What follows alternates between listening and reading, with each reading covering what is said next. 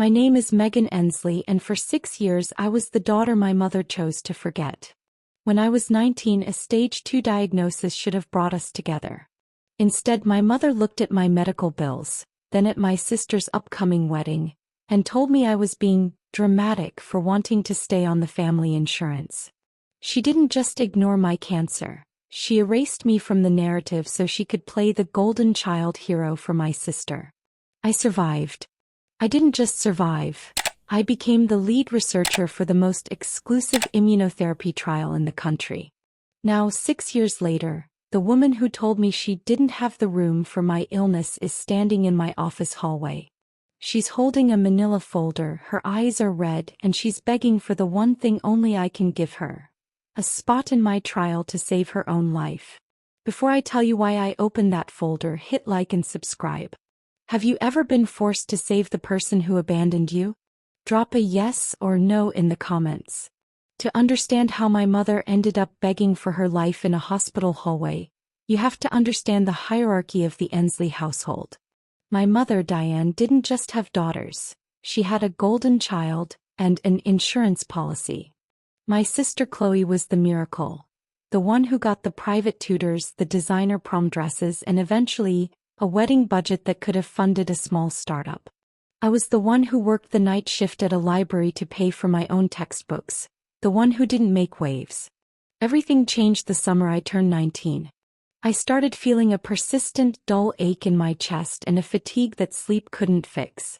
When the biopsy came back as stage 2 Hodgkin's lymphoma, I thought the family would do what families do. I thought they would catch me. Instead, I sat at the mahogany dining table, the same table where we just spent 3 hours looking at lace samples for Chloe's gown, and told my mother I was sick. I showed her the medical estimate. She didn't look at me. She looked at the bottom line of the bill, then she looked at the wedding planner's binder. "Meghan," she said, her voice sounding more inconvenienced than heartbroken, "do you have any idea what this does to the family's insurance premiums? If we keep you on the high-tier plan during active treatment, the monthly cost doubles. That's $500 a month we promised to Chloe's catering fund." I was 19th. I was terrified. I asked her what I was supposed to do. "You're an adult now," she told me, pushing a manila folder across the table.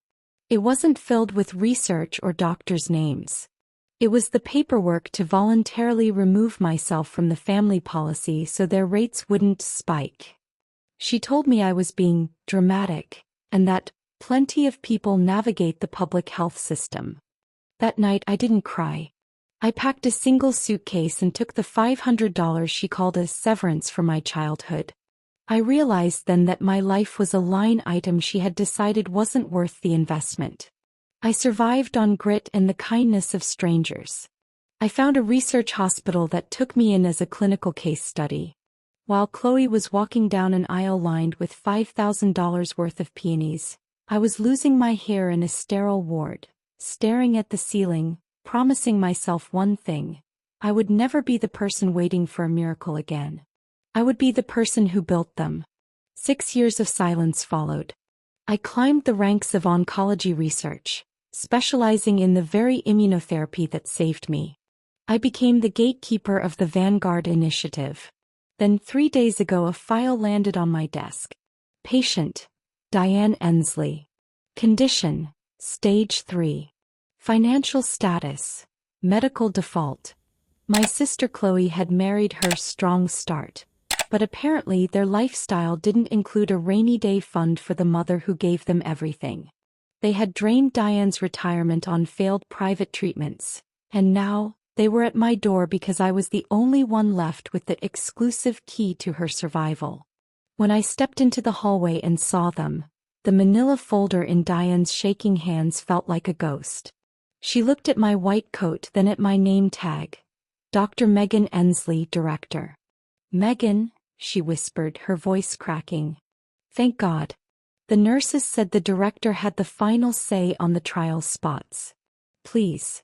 They say I only have months." Chloe stepped forward, her eyes scanning my expensive watch and tailored scrubs. "Meghan, stop being cold. We're family. Just sign the waiver so Mom can get the treatment." We can move past the 19-year-old drama now. I looked at the folder. The same kind of folder she used to discard me. In this building, I said, I don't have a mother. I have a candidate who doesn't meet the financial stability requirements of a high-risk trial. After all, you taught me that we have to prioritize the family's stability, right? The silence in the oncology wing was heavy, the kind of silence that usually precedes a terminal prognosis. But this wasn't a medical silence. It was the sound of 6 years of buried resentment rising to the surface. My mother, Diane, stood there trembling, the manila folder clutched to her chest as if it were a shield. Chloe, on the other hand, was already shifting into her manager persona, her eyes darting around the hallway to see if any of the prestigious staff were watching her sister treat them like intruders. Meghan, please, my mother whispered again. The doctors at the general hospital. They said the cancer is aggressive. They said this trial is the only thing that targets my specific biomarkers. I didn't know you were the director. If I had known. If you had known what? I interrupted, my voice flat and clinical. I didn't let an ounce of emotion leak through. I had spent years training myself to be the person who looked at data, not faces. If you had known I was successful, you would have called sooner? If you had known I held the keys to the kingdom, you would have remembered I was your daughter. That's not fair. Chloe snapped, stepping between us. We looked for you, Meghan. After the wedding, Mom tried to reach out, but your number was disconnected. You just vanished. You punished us for making a hard financial decision. I looked at Chloe. She was wearing a designer coat and carrying a bag that cost more than 3 rounds of the chemotherapy I had to beg for when I was 19. A hard financial decision? I repeated. Chloe, you had a 5-tier cake. You had a destination wedding in Italy while I was sitting in a public clinic waiting room wondering if I'd live to see 20 because $500 a month was too much of a spike for the family budget.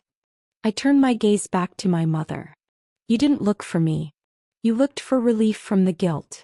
And when you couldn't find me, you just decided I was a closed chapter. Until you needed a miracle. And now here you are standing in a building I helped build, asking for a resource that is currently at a 98% demand rate. My mother's face crumbled. I made a mistake, Meghan. I was scared. I was trying to give Chloe a start and I thought you were stronger. I thought you'd find a way. I did find a way, I said, gesturing to the lab coat, the badge and the state-of-the-art facility surrounding us. But I found it without a mother. I found it while working 3 jobs and undergoing treatment because I was an adult who had to navigate the system alone. So, let's look at your file as a director looks at a candidate. I reached out and took the folder from her hands. My fingers brushed hers and she flinched at how cold I felt. I opened the folder. It was filled with the usual blood work, PET scans, a history of failed first-line treatments. But then I saw the financial section. You're in medical default, I noted, flipping through the pages. You mortgaged the house to pay for Chloe's strong start, didn't you? And then you mortgaged what was left to pay for your first round of private care because you didn't want to use the public system you praised so much when it was my life on the line. We did what we had to do, Chloe muttered, though she wouldn't meet my eyes. Actually, you did what was convenient, I countered. And now, the Vanguard Initiative has very strict protocols. We require a support system. We require financial stability to ensure the patient can complete the 2-year follow-up. We require a history of compliance. I closed the folder with a sharp thud. Based on the data, I said, looking my mother directly in the eye, you are a high-risk candidate for abandonment. You've shown that when things get financially difficult, the family chooses to cut losses. Why should I risk a spot in this trial on someone whose support system, Chloe, already proved they'd rather have a wedding than a survivor? Meghan, I'm your mother. Diane wailed, reaching for my hand. I stepped back, maintaining the 2-foot distance required for professional conduct. No, I said firmly. You are a patient in medical default. And as the director of this program, I have to prioritize the candidates who have the best chance of long-term success. I have one spot left. And it's already been promised to a 19-year-old girl who was kicked out of her home last week after her own diagnosis. The blood drained from my mother's face. She looked at Chloe, then back at me. For the first time, the reality of what she had done 6 years ago wasn't just a memory. It was a mirror. "You're killing her," Chloe hissed, her voice low and venomous. "You're actually going to let her die just to get back at us for a wedding that happened years ago." "I'm not doing anything," I said, turning to walk back toward my office. "I'm just following the rules of the system you chose for me." "No" is a complete sentence, Diane. "You taught me that at the mahogany table 6 years ago. I'm just finally speaking your language." I didn't look back as I heard my mother collapse into one of the plastic waiting room chairs, the same kind of chair I had lived in when I was 19. I had the receipts, I had the power, and for the first time in 6 years, I had the silence I deserved. I walked back into my office and sat behind my glass desk. My hands were perfectly still, a stark contrast to the shaking I remembered from my 19th year. I looked at the monitor, which displayed the digital queue of patients waiting for a chance at life. At the top of the list was a name I had added myself. Sarah Miller. 19 years old. Stage 2. Abandoned by her parents because they couldn't afford the drama. A soft knock came at the door. It was my lead nurse, Marcus. He looked conflicted. "Dr. Ensley?" "The women in the hallway. They're refusing to leave. They're telling the other patients that you're refusing treatment based on a personal vendetta. It's starting to cause a scene." I leaned back in my chair. "Let them talk, Marcus.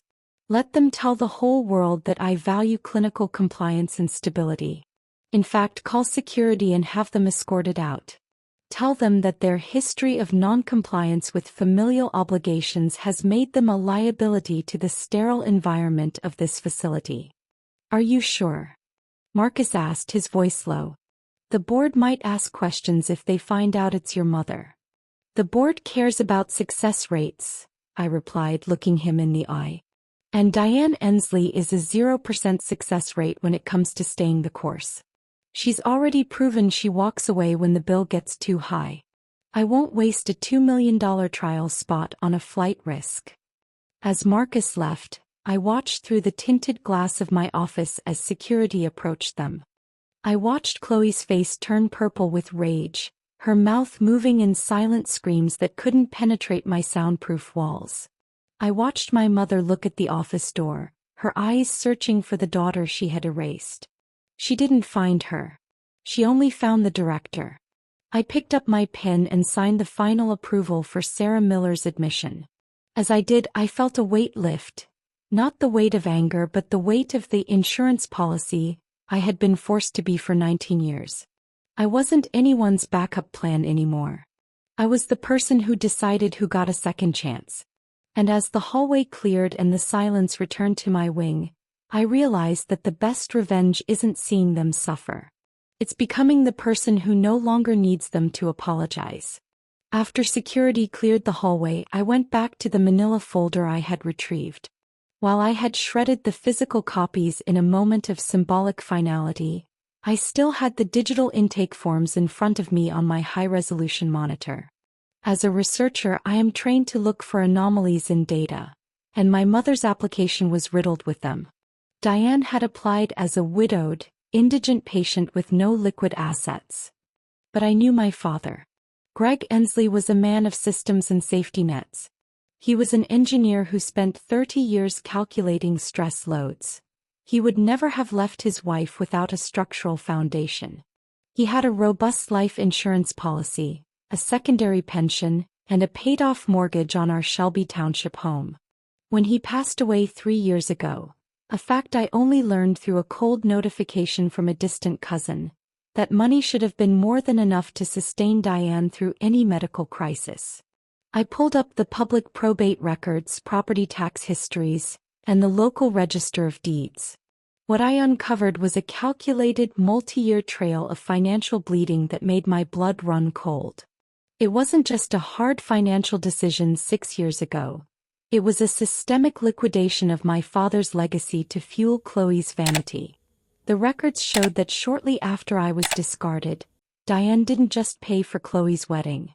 She became the primary financier for the Vance Group, a series of LLCs owned by Chloe's husband, Mark.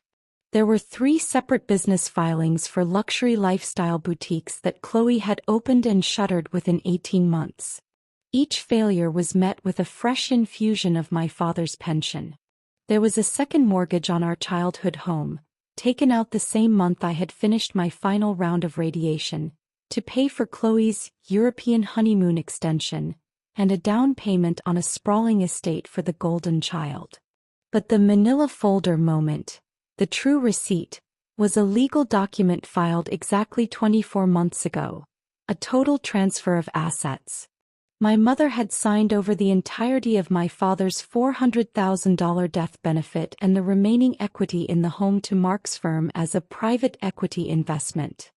In exchange, Diane was supposed to receive a monthly annuity. I checked the Vanguard financial report again. Those annuity payments had stopped 6 months ago, coinciding exactly with Diane's diagnosis. Chloe hadn't just used my mother, she had predated her. She had stripped the house bare, moved the money into an account I couldn't touch, and then dumped our mother at a public clinic once the annuity became a liability. The $500,000 donation Chloe tried to bribe me with wasn't her money. It was the last of my father's life insurance, money that should have been Diane's medical fund all along. Chloe was trying to use my mother's own stolen inheritance to buy a charity spot in my trial, likely so she could keep the rest of the assets for herself once Diane passed. I felt a cold, sharp clarity. I printed every single document, the deeds, the transfers, the boutique failures. I didn't just want to say no. I wanted them to understand that I had the math to prove exactly who they were. I buzzed Marcus. Bring Diane and Chloe back into the small conference room. Tell them the director is willing to review the new financial evidence provided by the Vance Group. When I walked in, the atmosphere had shifted. Chloe was leaning back, a smirk playing on her lips, her designer heels crossed. She clearly thought the $500,000 bribe had bought my compliance. My mother looked up with a desperate, watery hope.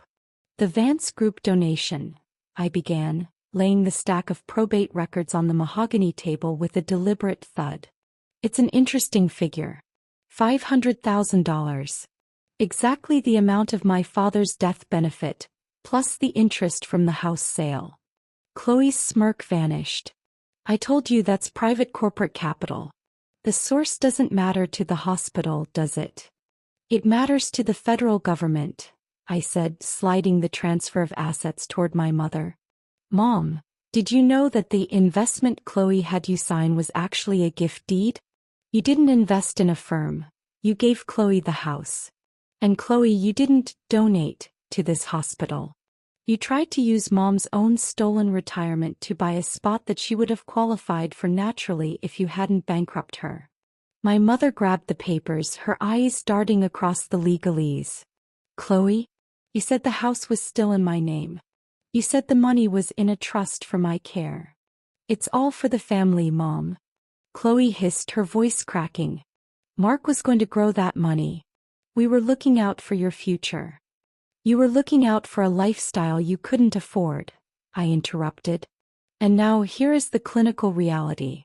As the director of a federally funded research initiative, I am legally obligated to report suspicious donations that appear to be the diverted assets of an indigent patient. If I accept that money, I'm an accomplice to your fraud. I leaned over the table, looking my sister directly in the eye. You have exactly 60 seconds to take your mother out of this building and to the state hospital's oncology ward. If you are still on the premises in 61 seconds, I am calling the hospital's legal counsel and the district attorney's office to hand over this paper trail. The donation is rejected. The trial spot is filled by a girl who actually has nothing, not a girl whose family stole everything. My mother started to sob, a broken, hollow sound. Chloe grabbed her arm, not out of comfort, but to drag her toward the door before I could pick up the phone. You'll regret this, Meghan. Chloe screamed as she reached the door. She's your mother. No, I said, watching the door swing shut. She was a line item.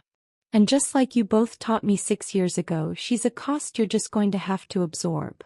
I sat in the silence of the conference room for a long time, looking at the empty chairs. I had the receipts. I had the truth. And for the first time since I was 19, the math finally balanced. The conference room was vibrating with a tension so thick it felt like it might shatter the glass walls. Chloe was frantically gathering her things, her movements jerky and desperate, while my mother sat frozen, staring at the gift deed as if it were a death warrant. But I wasn't finished. The injustice gap that had been carved into my life 6 years ago wasn't just about a medical bill or a wedding. It was about a fundamental, calculated lie that had redefined our family's history. Wait, I said, my voice cutting through Chloe's panicked breathing like a scalpel. There's one more thing Marcus found when he was cross-referencing the insurance history for the trial's compliance check. You see, when you apply for a federal grant-funded program, we don't just look at the patient. We look at the shadow of the money. Chloe stopped, her hand gripping the door handle so hard her knuckles turned white. We're leaving, Meghan. You made your point. You're the big, powerful doctor now, and we're the villains in your little revenge fantasy. Are you happy? You've humiliated your dying mother. I'm curious, Chloe, I said, leaning back and folding my arms, the director's chair creaking slightly in the silence.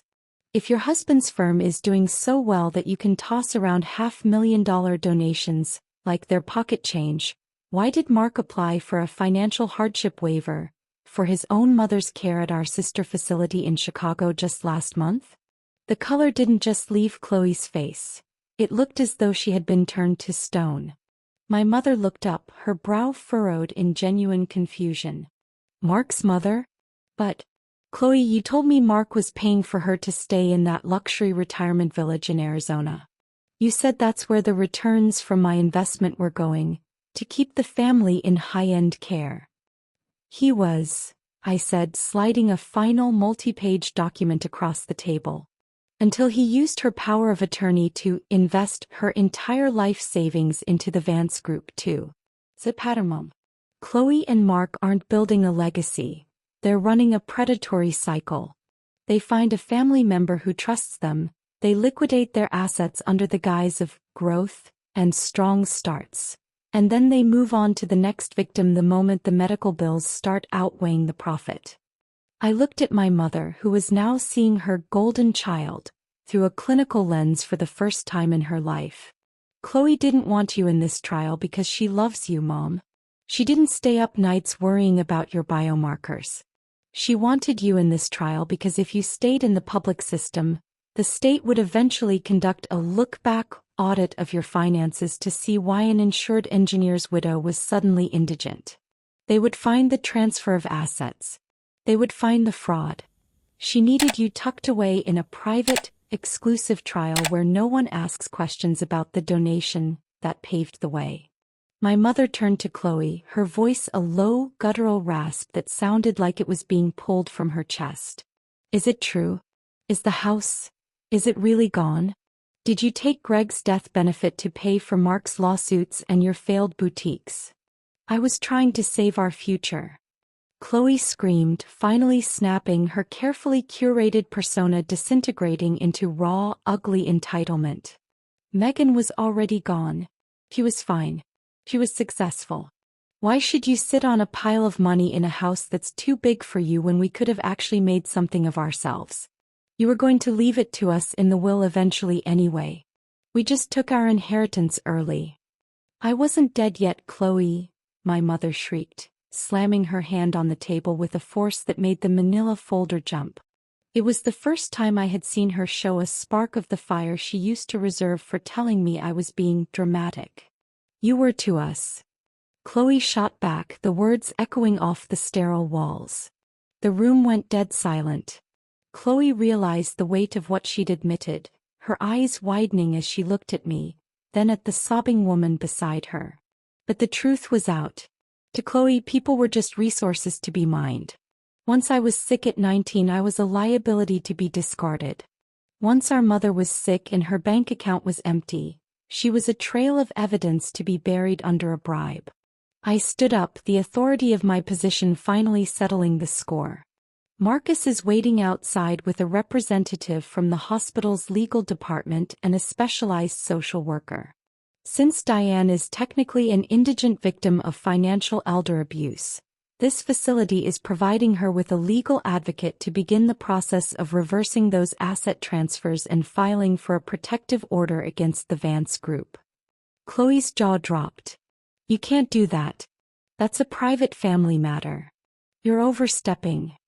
Actually, I said, picking up my pen to sign the final report, the moment you attempted to use those diverted assets to bribe a director of a federal program, you made it a criminal matter. The Vance Group is going to be audited by the SEC and the state police by the end of the week. And Mom, you'll have your house back. You'll have Dad's pension back. You'll have enough money to pay for the best private care and the most expensive surgeons in the country. My mother looked at me, tears streaming down her face, reaching out a trembling hand. Does that mean, can I stay here? In your trial? Can we be a family again, Meghan? I'll do anything. I looked at her, the woman who had looked at my 19-year-old face and saw a spike in premiums. I thought about Sarah Miller, the girl I had just admitted, who was currently being prepped for her first dose of hope because I chose her over a bribe. No, I said, my voice steady and final. The Vanguard Initiative is for those who have nowhere else to turn. You have your own money now, Diane. You can afford the best doctors in the world. But you can't buy a spot here. This facility is for patients who still believe in the sanctity of a support system. And as your data shows, you don't have one. And I don't have a mother. We both got exactly what we paid for. I walked to the door and opened it wide. Marcus, show them out. And call the district attorney's office. I have a manila folder full of receipts they're going to find very interesting. As they were led away, Chloe screaming about betrayal, and my mother leaning heavily on the social worker, looking like a stranger in a lab coat's world, I felt the last of the 19-year-old Meghan leave the room. I had closed the curiosity gap. I had corrected the injustice. My name is Meghan Ensley. I'm 25 years old. I said no to $500,000, and in doing so I finally found my value.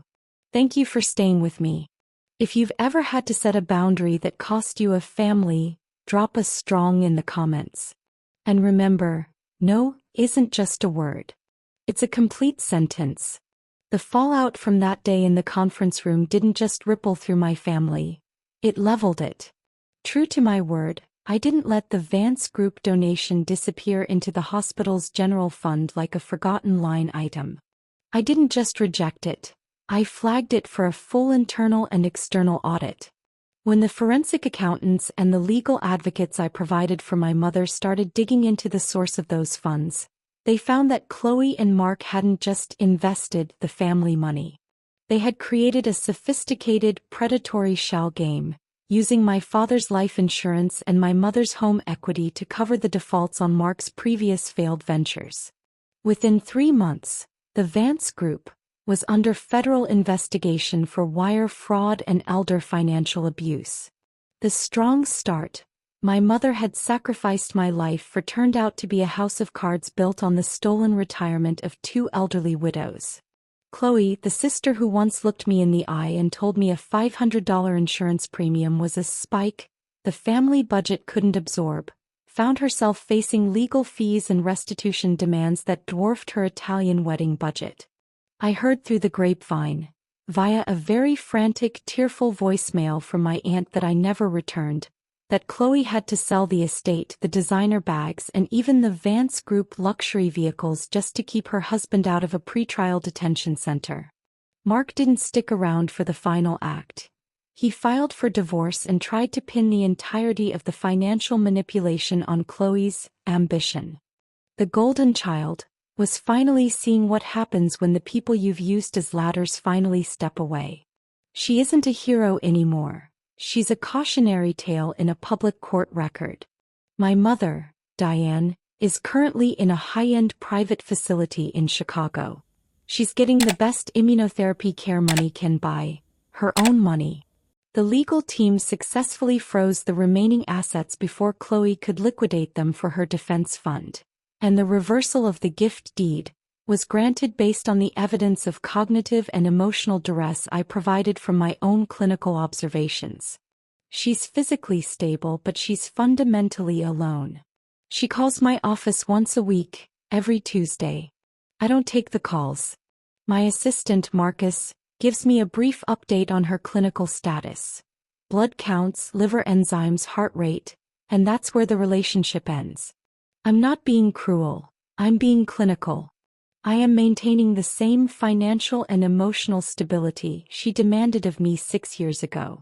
As for the Vanguard Initiative, we just celebrated a major milestone. Sarah Miller, the 19-year-old girl who took that final spot, the spot Khloe tried to buy, is officially in remission. Last week she sat in my office, her eyes bright and her spirit restored. She told me she was going back to school to study bioethics. She has no idea that her life was the no that finally balanced my books. She just knows that when the world told her she was a liability, one person decided she was worth the investment. I look out my window at the hospital courtyard every evening. I see patients walking with their families, people holding hands, people fighting for one more day together. For a long time I thought I was missing out on that. I thought that by saying no to my mother I was losing a part of my humanity. But as I watch Sarah walk out of the lobby, her hair starting to grow back, a bright scarf around her neck, I realize I didn't lose anything. I gained the ability to define what family actually means. Family isn't a biological obligation to endure abuse. It's not a shared surname on a bank account. And it certainly isn't a debt you owe to people who would trade your survival for a catering fund. Family is a choice. It is the people who stay when the premiums spike. It is the people who catch you when you're 19 and terrified. Today I choose the girl who had nothing. I choose the research that saves lives. And most importantly, I choose the woman I became because I had to save myself. My name is Meghan Ensley. I was the daughter who was too expensive to keep. Today I am the woman who knows that some things, like justice, like integrity, and like the power of a single boundary, are truly fundamentally priceless. Thank you for staying with me until the very end. This was a hard story to tell, but if it helps even one of you realize that you are not a line item in someone else's budget, then it was worth every word. If you believe that no one should have to buy their way into a daughter's heart, or if you've ever had to be your own hero, drop a value in the comments. Don't forget to like this video and subscribe so you don't miss the next story of narrative reclamation. I'm Dr. Meghan Ensley and I'll see you in the next one.